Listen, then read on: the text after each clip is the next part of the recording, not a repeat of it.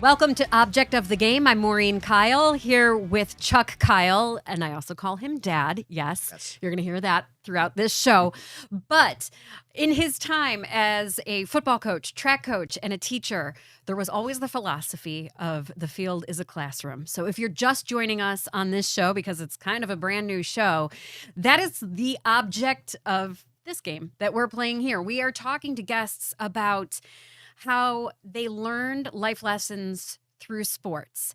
And today, Dad, I feel like our guest, we're going to have LeCharles Bentley on in just a couple minutes. I feel like his story of how he has pivoted throughout life is something that anybody, no matter what their background, needs to hear. This is a really good show. I'm not an expert at it, though, just whatever. But, I mean, you're going to hear a young man that got into football. He didn't play it those early years, but got into it. It blossomed for him amazingly. You're in the pros and everything. And a significant problem happened, injury. But because he has experienced football, he found a way to, I'll rise above this. I'll be resilient. And he goes on to do amazing things in his life. Yeah. And you've kept in touch with him. I mean, throughout the years, when I've even coming home from school breaks or whatever, I heard you talk about, LeCharles is doing this, LeCharles is doing that. Do you hear from, how does that feel when you hear from former players or these thousands of athletes that you've met throughout your life, then when they come back and they talk about what success they've found after sports? Right. When you talk about the world we live in nowadays, and come on, there's competition in the world we live in. It's just a reality. And they look back to how they prepared and how the just focus was needed and the resiliency, because there's going to be wins and losses and all that, but they come out on top from that experience. That's what this show should be talking about, and we will. Yeah, and this story with LeCharles is just incredible. You're going to want to stay tuned to every minute because he is a major life lesson. He's going to talk about things that you're going to think about for weeks to come, and you're going to want your kids to listen to too. So when we come back, we'll be with LeCharles Bentley. Welcome back to Object of the Game. And this episode is for anybody. If you're in business, if you're making a change in life, this is the type of interview that you'll want to listen to because we're talking about major life pivots. And Dad, you've known our guest LeCharles for a long time. That's right. A very long time. Besides being an all-state football player at St. Ignatius, he was a scholar of Shakespeare. How about that? He's my first period. First period. Okay. Scholars pushing it. Well, I was there. You were there. I was there. Anyway, but Charles in high school, just all Ohio, all state, and can I say you're 6'2", I thought. I'm 6'3", according to the combine metrics. That's how it works? That's how it works. I saw you were 6'2", and in high school you were right. I was 65 to. Yeah, that's legitimate. That's legitimate. Right. Yeah. And even back then, that's not considered a massive person. Which ironically would put me probably playing at Akron in today's college football landscape. It's that big of a shift. In major, Ohio State? Never. Right? Never would have happened. 6'2.5". We'll compromise I got you. That. Go ahead. I never measured you, but but even that when you were being recruited, there was this. Well, I don't know. We don't know. And then, you played one game against some guy that was also going to Ohio State and wiped the floor right away the next day. They're like, "Hey, LeCharles Bentley, let's talk about him." Right? So I wandered off the track there. I'm sorry. No, it's okay. All-American, okay. The Remington Award, yes, which is a big honor for a college lineman, and second round. Yes, sir. Second round, New Orleans Saints. So here he is, played in Cleveland, Ohio, and ladies and gentlemen, we have snow coming, blowing out there, and Ohio State, a little warmer, but not much. Right. And then you go to New Orleans Saints. Okay, that took an adjustment. Big transition. Yeah. But anyway, just very quickly, Sports Illustrated Offensive Rookie of the Year. That's a huge and honor. Pro Bowl, all these sort of things. So great success. And not we're not gonna dwell on an injury that really was, when you talk about changing your life, No certainly doubt. did. No doubt. Yeah. And for some people that would really be, you know, I shoulda, I coulda, I would've, and then they talk about that the rest of their life. Yeah. Not this guy. And that's what this show should be talking about. I know. Really. That's what I love to, because, you know, there's ups and downs in everybody's life, but No doubt. he handled it. Yeah. He handled it really. So we're going to get into the things that he's been doing after the pro football idea. Yeah. And I think it's really impressive. I have to tell you, I mean, when we sat down before we started recording, I told a friend this morning, I'm going to talk to LeCharles Bentley. And he would have changed the trajectory of the Browns. He would have changed it. And so we're going to have to mention that too, because I feel like that's also a reputation that you have. But I'm so impressed with everything you've done after NFL career. But if you don't mind, just for anybody out there, because we're all parents, we all have kids, we all grew up playing sports. When was it that you first started playing football? When did you first fall in love with the game? Well, falling in love with the game and starting to play the game are two different things for me. Yeah. You know, that's a little unique of a reality that I experienced. But I started playing football my freshman year at Matrix. That was my first experience with the game. And it really didn't stick to me the way that I would have imagined that it would. It wasn't actually until Coach Flandera, the great Coach Flandera, my first offensive line coach, he gave me permission to, you know, be aggressive, which at that time, you know, I felt like I was bigger and stronger than some of the other kids, and not having ever really engaged in football at that level, other than street ball and playing outside and things of that nature, I didn't want to hurt anyone. That was not something that I wanted to have happen and see someone get hurt. But I remember one day specifically, this is when I got demoted, which I thought was a promotion, from linebacker to offensive line. And I was so naive to the game. I always tell this story. You know, I went from linebacker to offensive line, and I was told to go down there with the guys with the 7s and the 6s on their jerseys. And I'm thinking, wow, this is great. They got big numbers. That must mean that they're really important. Yeah. So I had no idea what I was talking about. like the 7s, like this is good. I'm moving up in the world. So I remember at one particular practice, and, you know, I was kind of not doing what needed to be done, not just from a football perspective, but, you know, a player safety perspective. You know, if you're not giving your best, you can get hurt. So he came over to me one day, and he said to me, in that particular drill, he said to me, you have to go.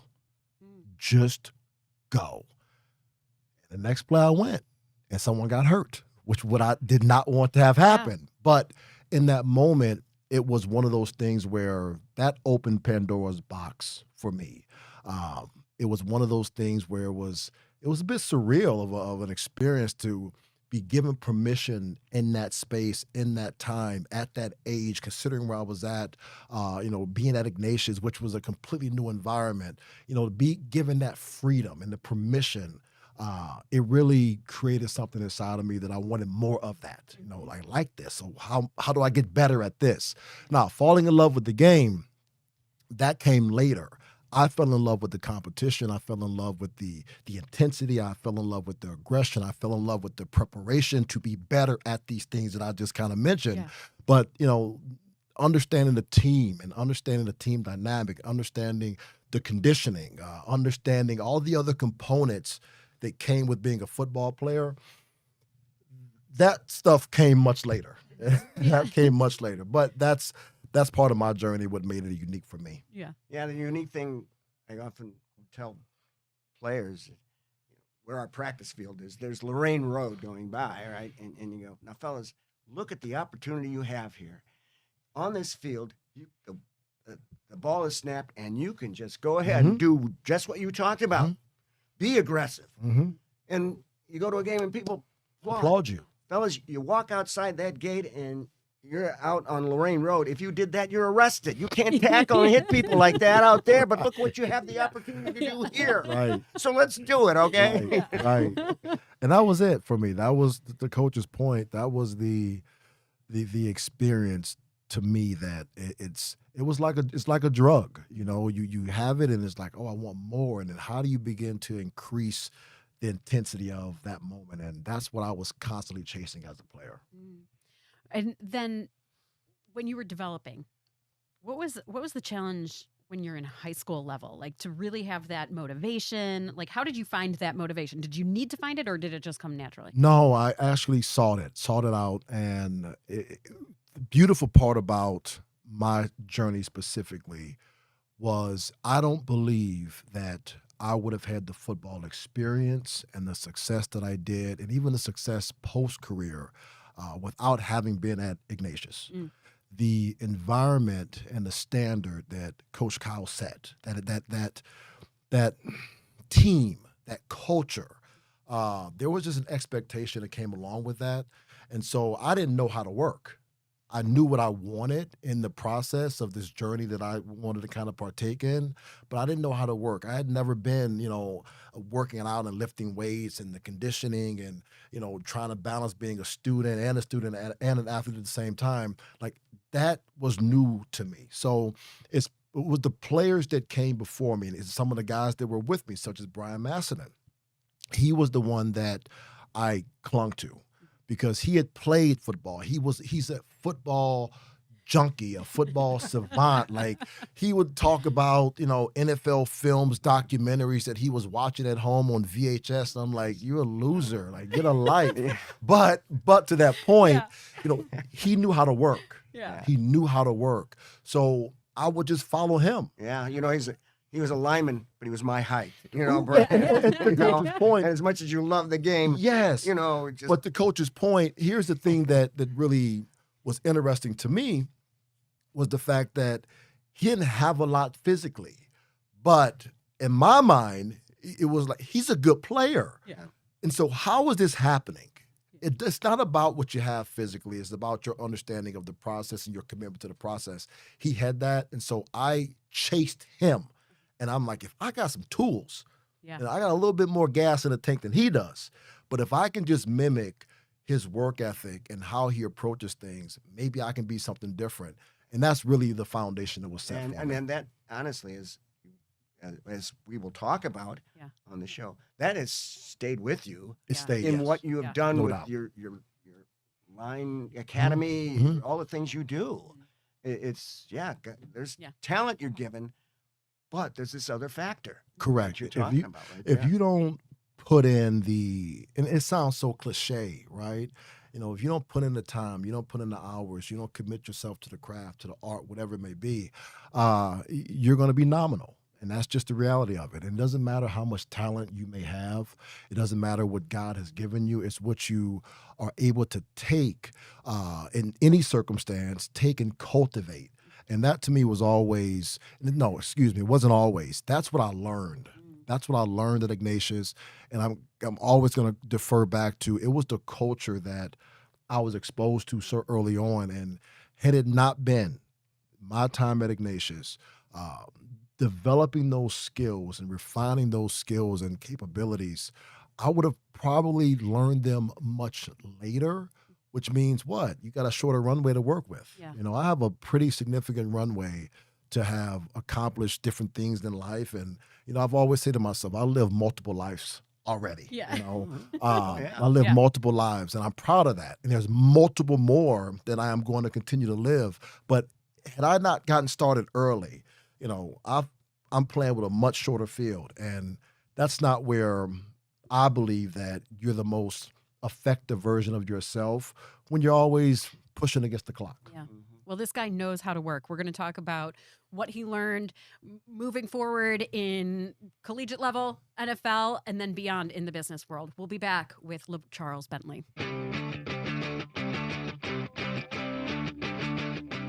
Welcome back to Object of the Game. Playing for a team like Ohio State is no joke. Playing at the NFL level, no joke. It takes a lot of hard work. And we're talking to LeCharles Bentley today, who has played at both levels. And we were just talking about the work that you had to learn to do to put in to make it to that level. Mm-hmm. And that has stuck with you. And Dad, you've witnessed that too with him. I remember he leaves and goes, and he's at Ohio State, and I think after the first or second year, came by and we were talking. And I remember asking you the question, all right, so what's the difference? And you went right away, what's the difference? And you went, speed. Yeah. I mean, they're all big. Yeah. But they can move. And you're an offensive lineman. Those defensive linemen, in high school, okay, come on. Right. It was the speed of the game. And now that I can look back on it, it was fast because I didn't know what I didn't know. And I wasn't able to process things at the rate that everyone else was. So I'm looking around and they're physically fast, but everything is happening exponentially faster because I don't know where I'm going. And I don't really understand how to read a defense. I don't understand how to read a defensive lineman's stance. He understands how to read my stance. He understands how to read the quarterback's cadence. I'm not paying attention to these things, and I don't have the capacity in that moment to understand. Again, I don't know what I don't know. I am just worried about what do we have for conditioning after practice? I mean, I can imagine just the next step. I mean, you're playing at Ohio State. Okay, that's one thing. Then you're drafted, and then you go to the pros. Yeah. I'm not worried about conditioning anymore now. Oh, right. Talk about the speed shift there even, right? Correct. Unbelievable. Going back to Ohio State, then getting back to the pros, the Ohio State component, it caught up really fast. I caught up to speed really fast because I'm like, okay, you have to be a student now. It's not just about how strong you are and how hard you work. You got to be a little bit smarter. As I got into the National Football League, that's different. Now you've taken this sieve and you've pushed every great high school player through this sieve. And what's happened is you've eliminated the top 1%. And now you're left with this very dense population of elite, genetically gifted human beings. And it's a very small population that walks the face of the earth. Not only that, they're very smart. So now is the game fast from a mental standpoint? Yeah. But they are also very fast physically. Yeah. So at that point, now you're trying to make sure that now you realize once you get drafted, you kind of cross over this threshold where you meet the qualifications from the physical standpoint. Now it's how quickly can you adapt to the preparation and the mental aspect of it to give yourself the best chance to be successful as a pro. Again, having learned how to be a student at Ohio State early on, those skills I then carried with me. So if I kind of go through this whole process, my time at Ignatius is set my foundation and the willingness to do the work. I get to Ohio State, I have to now work at understanding how to play this game. I get to the National Football League, I have these physical traits, got these skills, I got these things that are moving me in the right direction. Now I have the willingness to take all these components and become a master at the craft. So it all kind of culminates into this grand reality, so to speak, and success at the highest level of the world. And, to me, there's so many players that come into this league and, you're there. But to be a starter in the National Football League, it's a whole different world. Just being on a 53-man roster is an accomplishment within itself. But then you get tasked with being a starter. There's a different level of insanity that comes along with that. Because now you're being asked to compete each and every week, be vulnerable each and every week against the best of the best in the world, which to me is an ultimate test of resiliency. It's an ultimate challenge. And if you're willing to do the work and you have the skill sets, or you wouldn't be there if you didn't have the skill sets, but if you're willing to do the work, there's a possibility for good things to happen. And how did you keep talking about how you had to become a student, you had to learn. And I know a lot of people who sometimes feel like they're not qualified to be in the same room as, you know what I mean? Like they show up to a place and they're going, I'm in over my head. When you had that, or when you realize, wow, this is the level I've made it to, these guys are smart, then how did you find working at that? Maureen, that is an outstanding question. And bear with me here. I'm gonna go somewhere where maybe we didn't think we were gonna go, but I gotta be honest. I gotta answer this question properly. My time again at Ignatius, it made me, at this stage of my life, it made me comfortable walking into any room. And why? Why is that the case? When I had to catch 3 buses to get to Ignatius, I'm getting off the bus every morning. I'm getting up at 5:30 to catch the 6:05 bus. I'm getting to school at 7:50. So it's a haul. I'm catching 3 buses. And I get there, and then number one, there aren't many people that look like me. So immediately, it's a culture shock. And there is a level of discomfort that you now are immersed in. Secondarily, I'm watching kids get out of Mercedes Benzes and things I saw on television, BMWs. I'm like, well, I'm getting off the bus. This isn't exactly the world that I thought that I was getting into. So you go through this phase of insecurity and self-doubt. And you actually develop a bit of an inferiority complex. Academically early on, I came from a school where, inner city Catholic school, and I used to get all A's, but not realizing that I was in the 8th grade, but we're using 6th grade curriculum. So no wonder I was getting all A's, right? So you get to Ignatius, and socially, it's a culture shock. Economically, you're in a completely different universe. Academically, you aren't where you need to be. So you're struggling. And so you have to figure out quickly, who are you? And what are you going to be? And how are you going to create an existence for yourself that creates a possibility for you just to stay here? So as I kind of walked through that process, it created a level of resiliency in me and an awareness in me that I still carry with me to this day. There's no place I go in the world. It doesn't matter if I'm in a room with Roger Goodell, or I'm in a room with Coach Kyle. It doesn't matter if I'm in a room with Ryan Day. It doesn't matter who I'm in a room with. I belong.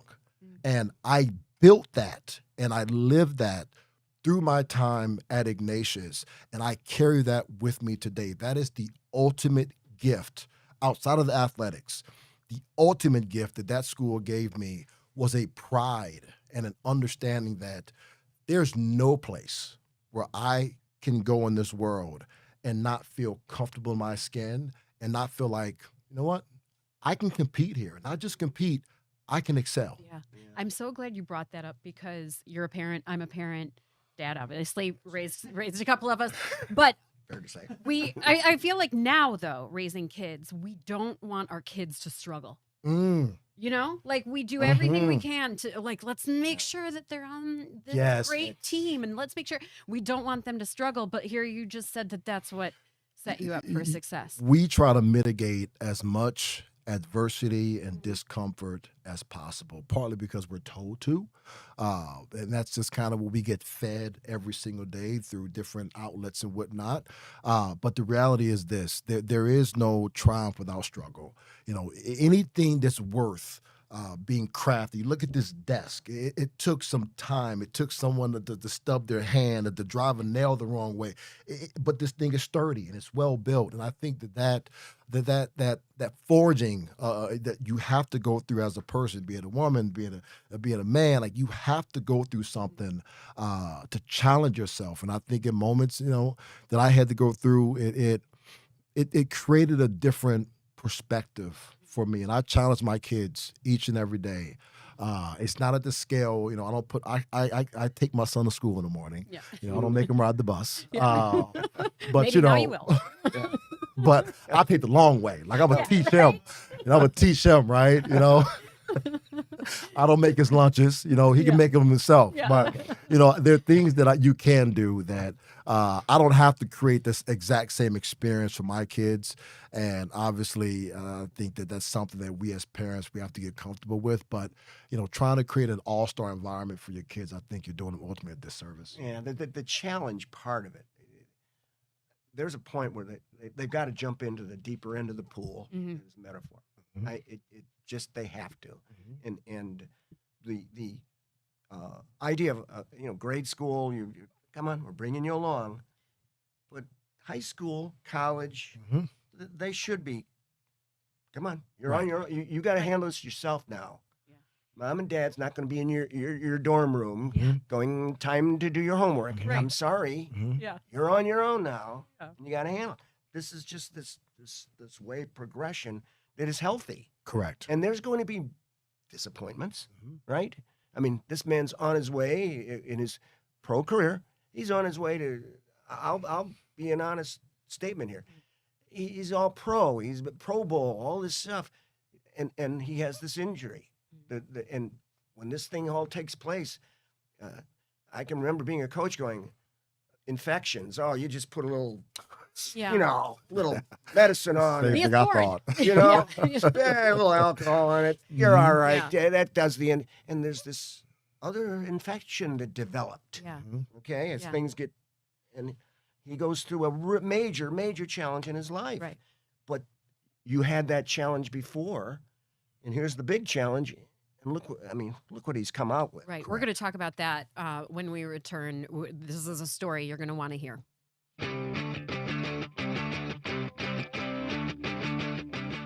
Welcome back to Object of the Game. In the show, we have a moment that we like to call story time. And we're going to fit story time in here with LeCharles Bentley before we go into how he became such an entrepreneur. But Dad, you were talking before that you have a good story. You got to tell the story. I've got to tell this story. Okay, so this was a playoff game. I remember for sure it was that. And you would get officials from all over during playoffs. Like somebody from Southern Ohio, the officials would come up to do this. So there was not this problem with local official. Right, anyway, no bias. Yeah. Yeah. So anyway, here's this game, and we're up 7-0 or 14 at end of the first quarter. So an official comes up to me and he says, Coach, you got to talk to number 64. He's just being too aggressive out there. And obviously, I don't have anything to say right away. Yeah. But the guy's looking at my face, and I'm like, and I'm going, well, is he like after the whistle doing thing, or that way, or doing something illegal? And you could tell the guy was starting to go, well, no, he's not. Oh, okay. Yeah. And I'm, it's this weird conversation. But he's driving the guy 10 yards, 15 yards downfield. I'm still going, okay, that's football. And you could tell the guy went, oh, Coach, never mind. And he goes back out. Object of the game. Object of the game. Do you remember that? Do you I remember that? I do remember that because the ref had murmured something to me, prior to going to Coach Kyle. And I don't think I clearly handled it as graciously as Coach Kyle did, which is why he went to go tell on me. Yeah. But it all worked out. It all worked out. Yeah. Well, as we were talking about before the break, you ended up, I think any Browns fan or Ohio State fan would probably remember that you had an injury that really made you pivot. I'm going to put it that way, made you pivot where you were in life. Dad, you were talking to him throughout that, so I'll let you guys kind of handle what happened and where did LeCharles go from there. Okay, I'll set the stage, and then he has to take over, whatever. But if you go back, years, infection. Okay, I'd have to say, as adults, as coaches, you put that cut's getting infected. Well, then alcohol or something, and we bandage it. Okay, and we'll keep your eye on it. It really wasn't something that dramatic. Right. What happens with infections is, as we've found out now in the world of medicine, they become more aggressive. And what ends up developing is staph infection. Now that was, you go back, I don't know, when I first started coaching, there was no such word as staph infection. It was just an infection. You'll be okay. Whatever, right? Yeah. And this happens, and wow. Yeah. It is, I can remember that just everybody being shocked of what could happen with this situation. So what was it? Shocking. How did you get the initial injury? First day I tore my patella tendon at practice, and it was just one of those things. You sign up in this game to get hurt. So that's just the reality. No one wants to talk about that part of the game, but that's just the truth of it. You sign up in this game to be injured. And if you're not injured at some point, that means you're not playing, or you're not playing very well. But nonetheless, it was a seemingly run-of-the-mill type situation.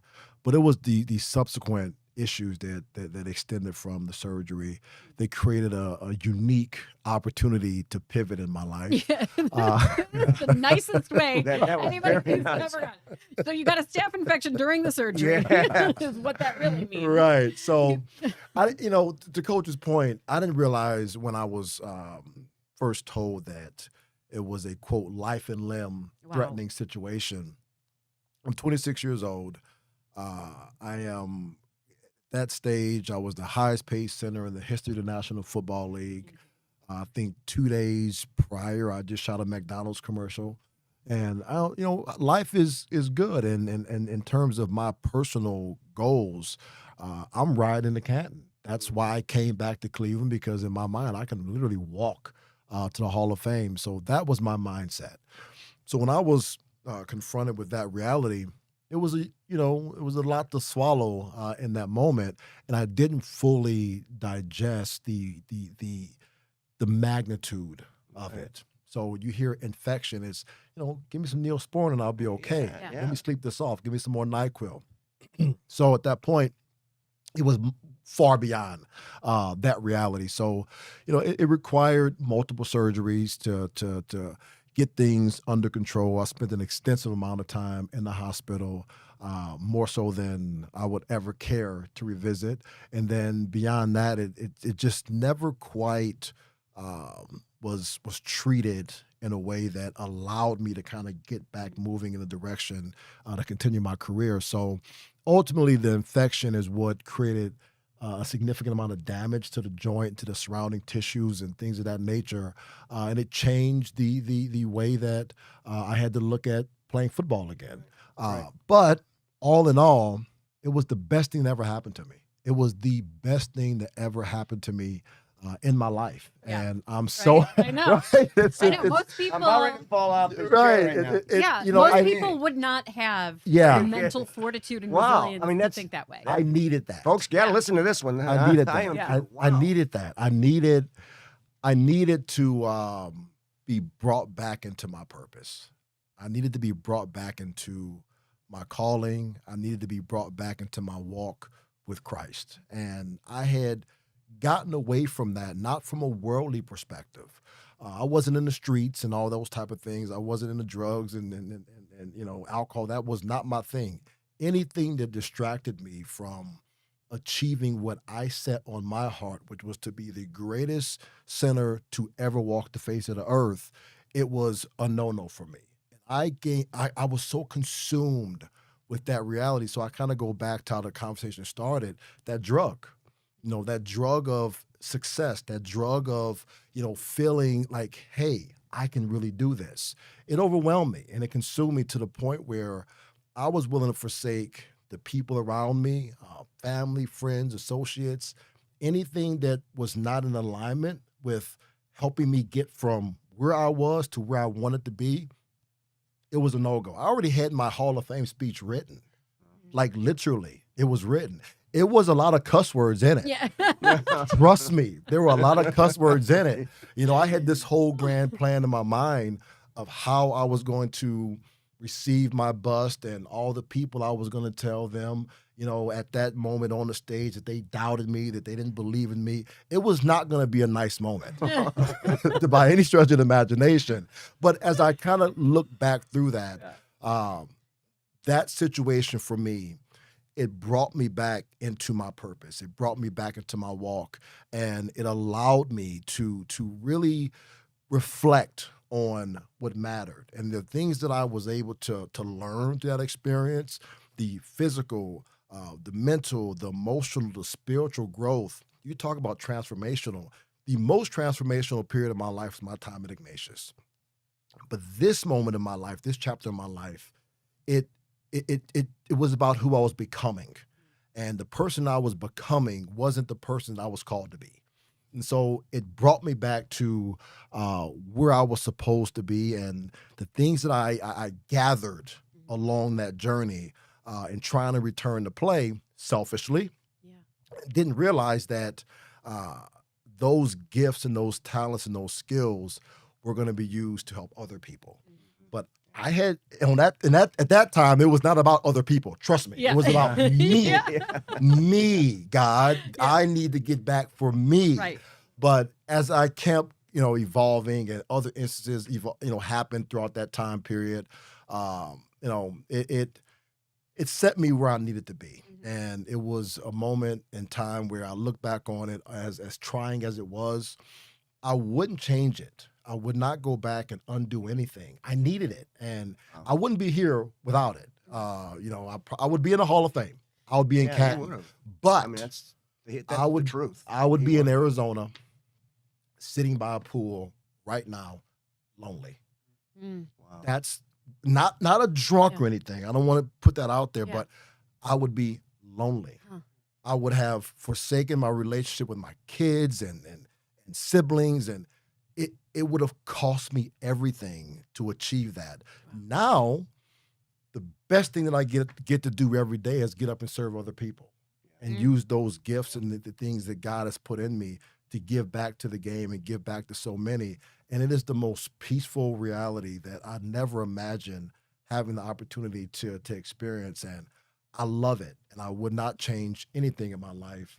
A couple of weeks ago, I had an opportunity to actually play in the stadium. There was a flag football game at halftime. Yeah. And I got a couple of snaps in. Nice. I checked it off my box. Yeah. Checked it off my box, right? And outside of that, I would have loved to have had the experience to be here in Cleveland and win a championship. And that would be great. That would be awesome. But that wasn't for me. That wasn't my calling.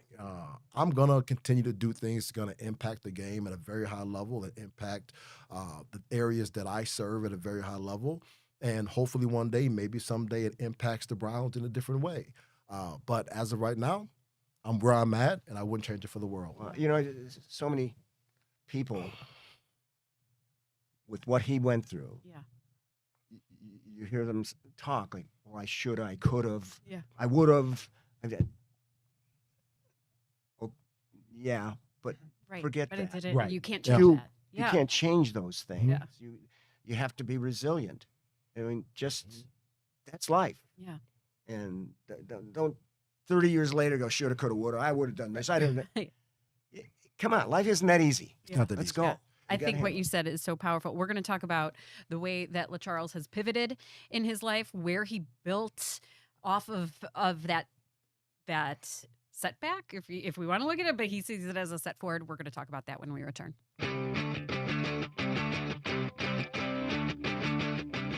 Welcome back. We are talking with LeCharles Bentley here on Object of the Game, and we're talking about the struggles that lead to success. And I said before we even started recording, I feel like you're like the king of pivot. Like you are a master class in what can happen when the path you thought you were taking takes a sudden turn. Mm-hmm. So right after your injury and you discover, okay, so like NFL football is not going to be my future. How did you make that decision to become entrepreneur? Well, I wanted to do something, and I knew that just sitting by a pool all day wasn't exactly it. So how do you get back and take what was still inside of me, which was a desire to play, but it wasn't necessarily to play. It was that drug again. How do you take that aggression? How do you take that passion and you funnel it into something constructive? Right. I think this is where a lot of former players get in trouble. You have very unique personalities, at this level. And when they get off the chain, bad things can happen.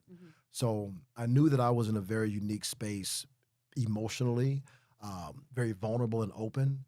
And so I had to create this environment for myself that I could control, because if I allowed too many people in at that time, it could probably get pretty dangerous. So I said, you know what? I'm going to be around players. And I didn't want to coach. That was not something that I wanted to do, because I still love my time and my freedom and to do things, right? Yeah. So I said, okay, I can create an environment where it's a locker room environment. And I want to just work with offensive linemen. And there were some things that I had learned about my body and about biomechanics and about just the movement of the body and just strength and conditioning and nutrition. I traveled all over the world just trying to piece myself back together. So I had all this knowledge. And I said, you know what? I want to give this back to the game. I want to give it back to players. What did I wish I knew that now I do know that I can now give to players? And that's what I wanted to create. And it happened. And early on, I opened a place out in Avon. I wanted to only work with high school athletes. That didn't quite go the way that I thought it was going to go. I didn't realize how territorial high school coaches were. Yeah. I just didn't realize it. And so I would go around to different high schools in the area and they had my little pamphlets and whatnot. And it was like, oh, this is cute. And it's like, oh, no? Okay. No. Got it. So I quickly realized, I got this building and I have all this equipment and I've made this investment. I have to figure out how to make this work. And so I started looking at college players. And if you look out right now, it's snowing and no one wants to come to Cleveland in January and February and train and be a part of this. So I would find guys that had a unique need. They didn't have many options. So I would find guys that were like very low ranked, but I would watch their film and I would understood how to evaluate a player. I knew what it took. So I would see things that most people would probably overlook. And those things that I would say, hey, you know what, coach, if you want to come in, you can't find an agent, I'll take care of everything. You just come in and you do what I tell you to do. We both win. It works out for all of us. And who's going to say no? Well, you could say no, but, go work at UPS, whatever. Do your thing. Or you can come and get this great vacation in Cleveland, Ohio. Yeah. And so most players took me up on that. And it took a little bit of time. And about 2-3 years into it, I look up and you got a roster of 15, 20 NFL players that have gone from undrafted to making rosters and now they're making money. And it's like, hey, this is kind of cool. Yeah. And so you look up in, January, February, March, your guys that grew up in Alabama, that played in San Diego, they're now in Cleveland for 7, 8, 9, 10 weeks at a time. And it's a very unique environment. However, it, for me, was my time to heal. I was serving players, but they were serving me at a much greater rate than I even realized at the time. And so as much as I was giving them, they gave me the capacity and the environment to lick my wounds and to continue to evolve as a person, as a man, as a father, and just to become who I am today. I got it out of my system. I got football out of my system. So now I've transited into becoming like I teach and you become a mentor and you just become a servant to these young men. And as the business kept evolving, eventually I moved to Arizona. It's now a full-fledged sports agency, represent over 30-some-odd players in the National Football League. 99% of them are all offensive linemen. I love it.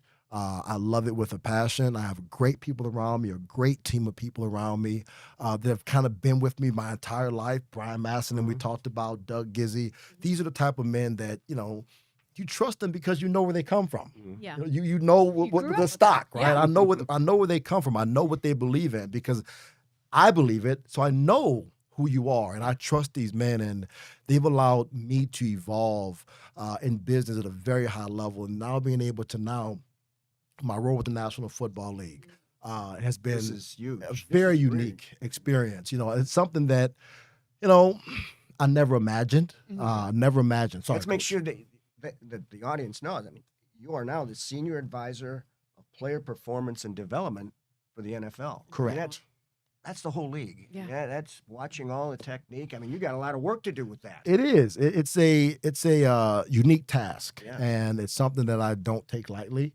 I enjoy it as it relates to the international growth of the game, the player health and safety aspect of it. As you mentioned, what's happening on the field, what's happening to guys not just on Sundays, but when they leave the game. How are they now transitioning away from football, making that healthy transition? Seeing guys come through and as rookies, you're wide-eyed and it's just like, everyone just wants to have this wonderful NFL experience. Well, here's the reality. You're going to have to leave the game at some point. So each touch point along the way, making sure that players have the most positive experience. Is it always going to work out the way you want to work out? No. But at the end of the day, if you can take your experience and leverage it to create the life that you want beyond football, you've been successful. And that to me, in this position, it allows me to serve the game on the back end and the business side where things really happen, as you know, with your relationship with the Browns. Sunday is just Sunday. There's so much more that happens, and it's a multi-billion-dollar global enterprise. And to see the machinations of it on the back end, for me, it has helped me become a much more effective entrepreneur and how it's impacted my own business. But to see it, live it, and be a part of it, and see how it impacts players and have a little bit of a role in how that all plays out, it's amazing. So like on a, okay, pro football, it's Sunday, here we go. I mean, you get, what, film sent to you and from the teams? And I mean, this is, your Mondays are got to be busy. You know, I live in the world of football. And as much as football was, quote, taken away from me, it's given me everything that I am. It's given me everything that I have. It's made me the person that I am today. And I live in the business of the game, which to me, from my brain and how I think, you know, I enjoyed football on the field. I didn't love it. I enjoyed it. I enjoyed the aggression and the tactics and the process of becoming dominant. I enjoyed that part of it. But the other stuff, like, that really wasn't my thing.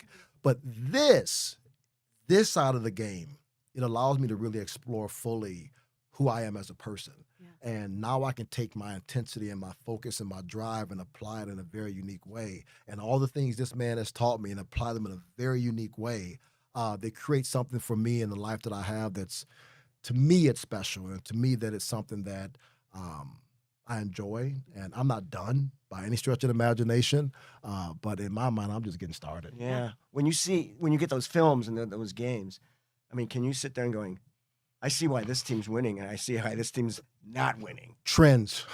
Trend. You know, the trends that they are,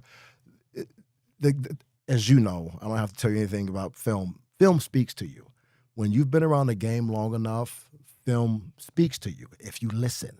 I think too many people go into film, you're looking for what you're looking for. Uh-huh. It's like a relationship. You look, you go in, let it mature, let it speak to you. In the film, the teams that win, there are certainly traits as to why. The teams that don't, certainly there are those traits as clearly as to why they don't win. Right. All right. Well, you were a student once of Chuck Kyle's Shakespeare class. I was there. You were there. He was. I'm sure that you think about it daily. But at the end of the show, we always tee him up for a Shakespeare quote, or at least a quote from literature that would apply to our guest. And you have one for LeCharles. All right. You keep doing that. I hope, in preparing for a show, I think I have to spend more time looking for a quote from Shakespeare. I know we're running out of time, but LeCharles, you have to understand, I didn't play football, as LeCharles knows. We were in high school at the same time. But at home, we would watch Hamlet it was game film. Yeah. Oh. And so when you got in the locker room, I'd get, okay, we'll stop, because right there, Hamlet was saying. So this is what... Really? I was okay. Yep. Okay. All right. Okay. We're gonna go. Okay. We're going to go from to the play King Lear. Now, everybody, if you're ever gonna go see King Lear, get there early, because if you miss scene 1, the play makes no sense whatsoever. You miss the whole problem. Mm-hmm. It's introduced, and okay. King Lear's is an older king. In fact, one of the themes of this thing is older does not mean wiser. Mm. I got to watch that now, don't I? But it means that's one of the key themes is older does not mean wiser, right? Well, he's deciding he's a king, though. He's going to retire. Okay. Kings don't retire. They die, don't they? I mean, you don't. But anyway, it's supposed to be. I'm not going into all that. But he comes up with this weird idea. He's going to divide the kingdom with his 3 daughters. They're going to divide them up, and who's going to get which one is which of you shall say doth love us most? That was going to determine what you get the best land and you don't. Mm. Well, the first 2 daughters, who end up being the villains, right? Oh, Daddy, we love you more than our car. I love you more than my whatever. Meaningless. Yeah. Just things, right? Well, the third one, right? He goes, well, the daughter. And she goes, nothing. The quote comes here. He turns to her, and he regrets this the rest of the play. Nothing will come of nothing. If you take the word nothing, divide it in its syllables. Mm-hmm. What was she really saying? You can't compare the love with things. No thing can compare to what I did. Well, then he throws a fit, and and he tosses her out of the kingdom, and the other two end up ripping him off, and it's a disaster and all that sort of stuff. But if you listen to it, and why am I saying, look, nothing will come of nothing. If you don't put anything into it, guess what you're going to get? Nothing. Your kid comes home from school. Look at, I got parents here. This is great. Maybe you did this too. Mom and dad typically ask what? Well, how was school today? Yeah. What did you do in school today? And what answer do you get? Nothing. Mm-hmm. Now, parents, you have a quote now. As soon as that kid says that, you go, nothing will come of nothing. How about that, huh?